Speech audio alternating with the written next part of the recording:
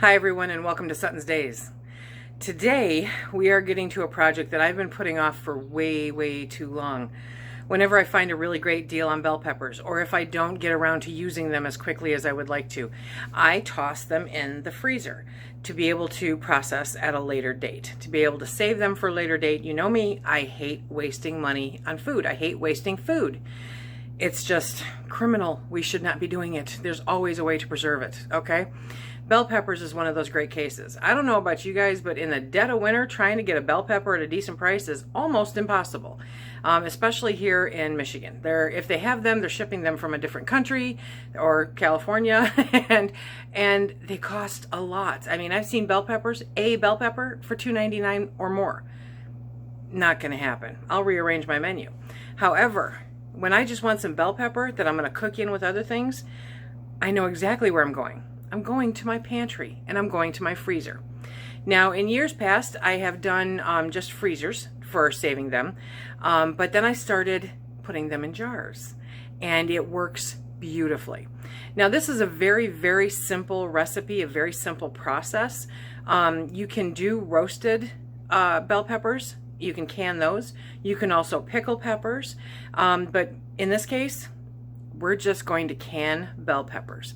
I will put links to the other two in the description box below. They're available on the National Center for Food Preservation website, okay? Or in the book if you have it, I believe. So, let's get started. I really was planning on using my little yellow canner, but after pulling all of this out of the freezer, and I mean, this is a deep bag, and this is a deep bag, there's a lot of peppers here. So it looks like I will not be doing half pints. It looks like I'll be doing pints, and I'll be using the big canner. So first, what we're going to do, as a matter of time, I don't know if you can see this or not, but I think you can. Whoop, these are frozen. Okay, came out of the freezer. So what I'm going to do is I'm going to cut them up first, and then I'm going to wash them. Just a nice simple rinse, okay, and then we will start stuffing jars. So I'm not going to take you long for cutting every single one. We'll be back when these are all cut up.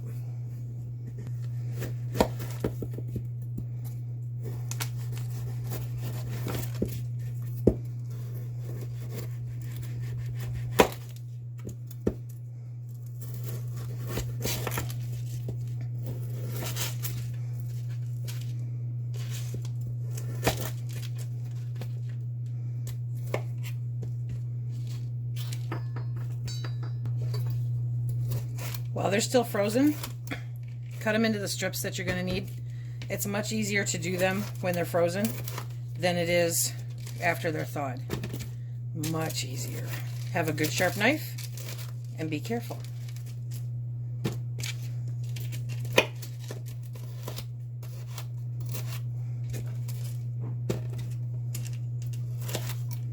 And there's no right or wrong to how you're going to cut them up. Cut them up into the sizes that you and your family like. For the record, if they're not frozen, that's okay too. That's okay also, because you just need to skip a step then. Wash them and cut them. Easy peasy. It may actually be a little bit easier on you, but when they're frozen, it's easier to do them. It's easier to dice them or slice them when they're still frozen, as opposed to letting them defrost, because then they become very soft and much more difficult to cut. I have 2 strainers full of diced peppers. This is what I'm going to can. I still have some left over, but you know, I got stuff to do. So what I'm going to do now is, with cold water, okay, I'm going to give these a really good rinsing. I'm going to make sure to get them all cleaned off. It's going to require some separation, so like I said, I'm not going to get it all on camera, but I want to make sure to get these rinsed off. There are some seeds that snuck through, you know, that kind of thing. So we're going to do that. It'll also help defrost them a little bit. Okay, I've got the peppers that have been all rinsed off, clean, tossed around. Absolutely wonderful. And now what we are going to do is we are going to blanch them. So I'm going to bring that water up to a boil. I'm going to dump a bunch of the pepper slices up into it and blanch them for a few minutes. Take them and put them in a different strainer. and then we will start stuffing jars. Okay, so if you're like me and you save peppers in the freezer, or if you buy them fresh and you're going to can them up, you still want to blanch them. Why? Well, because as another method of getting that toughness out of it, you blanch them. Blanching them helps take that toughness out of that, just like roasting does. Also, it's kind of like if you've watched my mushroom video, link up above, then you'll notice that you can get more of them into the jars, just like the mushrooms, once they're blanched. So I'm going to bring this back up to a boil and blanch them, blanch them, bring it back up to a boil, and then I'm going to strain them off and do the second set. And while that's blanching, I'm going to begin stuffing jars. I have discovered in this process that I apparently have a penchant for brightly colored peppers. I have mostly orange, and then yellow, and then red, and then green. Pretty colors make jars even prettier. This is nice. Don't those just look cool? Those look so cool. So I've blanched the peppers in the pot. You can do this a couple of different ways, okay? For the sake of this video, I am going straight from the pot into the jars, just like I do the mushrooms, using a slotted spoon, or if that gets to be too cumbersome, I will grab that small colander and do it that way. But you've got your peppers. You're going to take them from the boiling water into the jar, and you're going to be amazed at how many you can fit. You can do pints or half pints, okay? For my elevation here, where'd my spoon go? For my elevation here, I need it at 11 pounds of pressure for 35 minutes.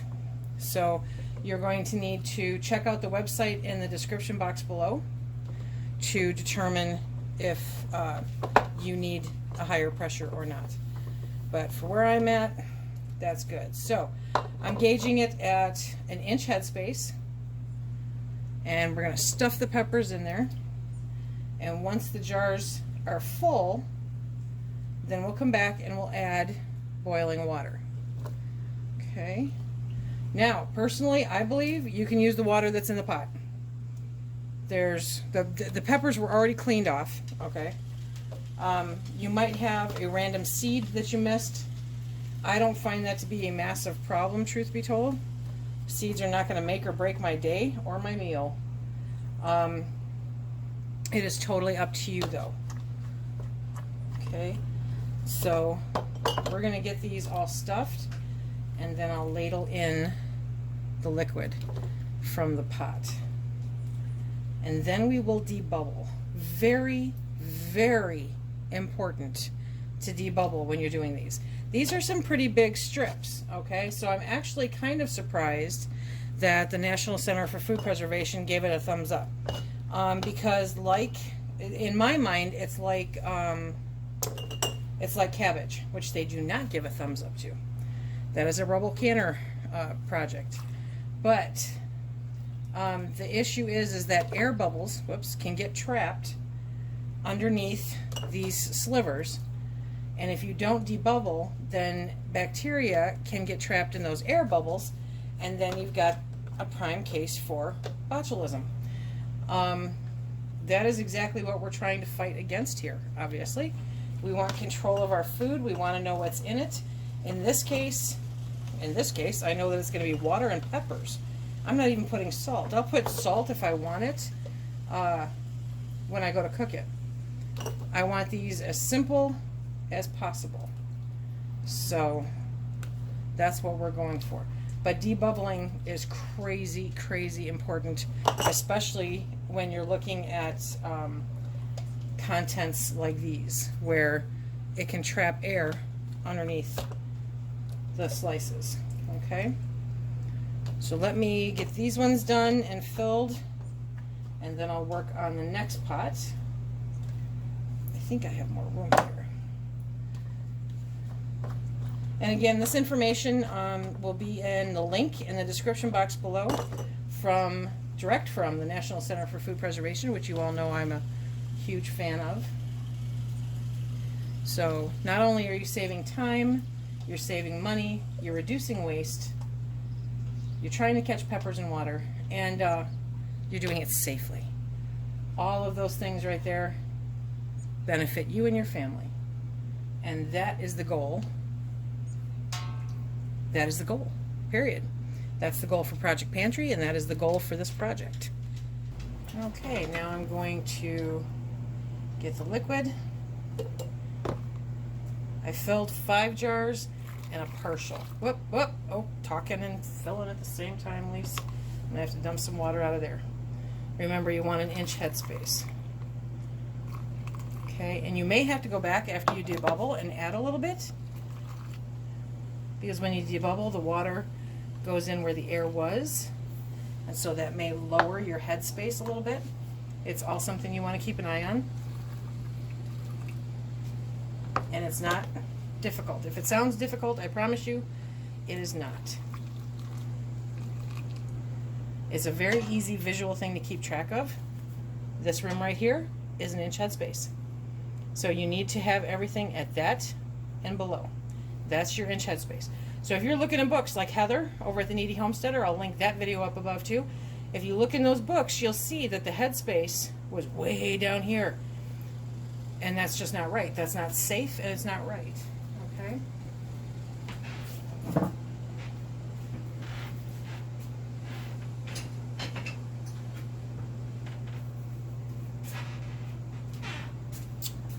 I think that Phil hid my favorite debubbler, so I'm gonna have to make do with this.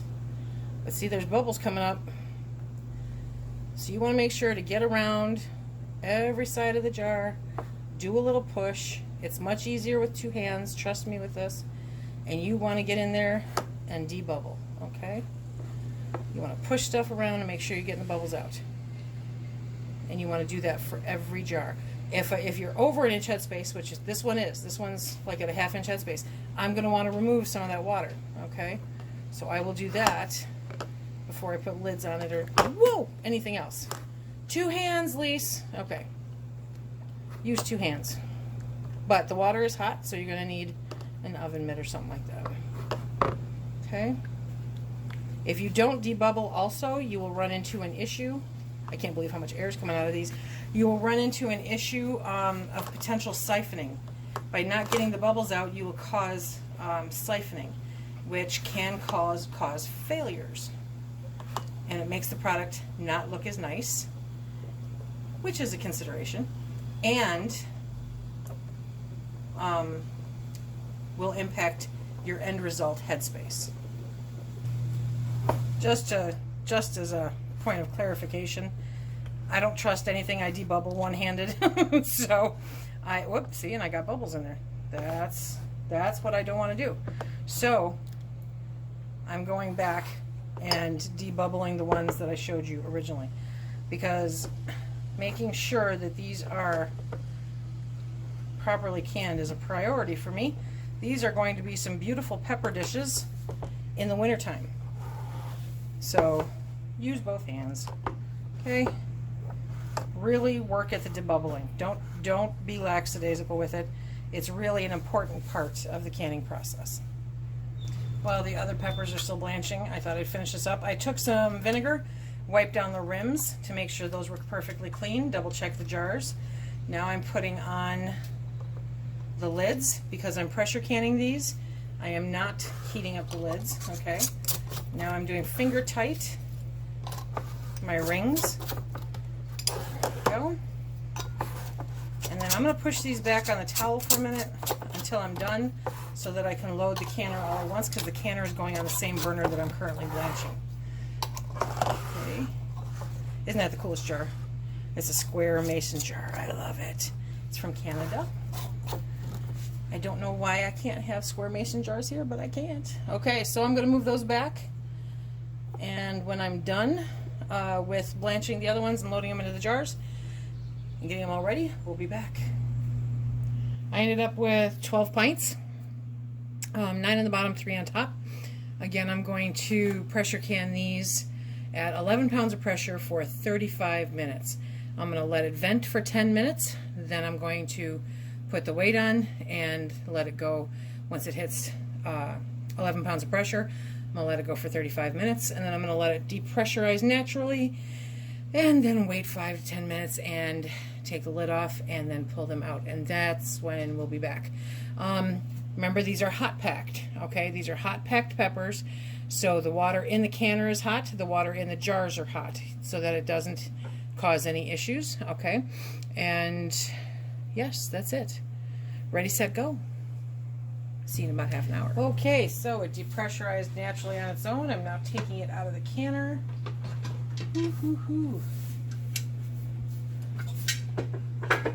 Now we'll take a look at them. Now I will tell you, we had a small issue. The canner that I was using did not come up to pressure the way that it should have. And I realized that it was leaking air, actually, steam, you know. So I had to stop the whole process and switch to another canner, which kind of, I mean, it just, I'm questioning how well this is going to work. It looks like I had some siphoning as a result, because that's fluctuating the pressure a bit much for my taste. And it does look like I had some siphoning. So I'm a little bummed about that, but hopefully everything seals. Siphoning is not the desired outcome. This one was totally beyond my control. Siphoning will occur for a number of reasons, but one of the reasons is when your pressure fluctuates. And the fact that I brought this up, see, this is the one. That's the one that siphoned. So that's good that I can figure it out. Let me bring you down closer. Oh, they're pinging. And they're pinging. Okay, it's a beautiful sound. Are you there? Okay.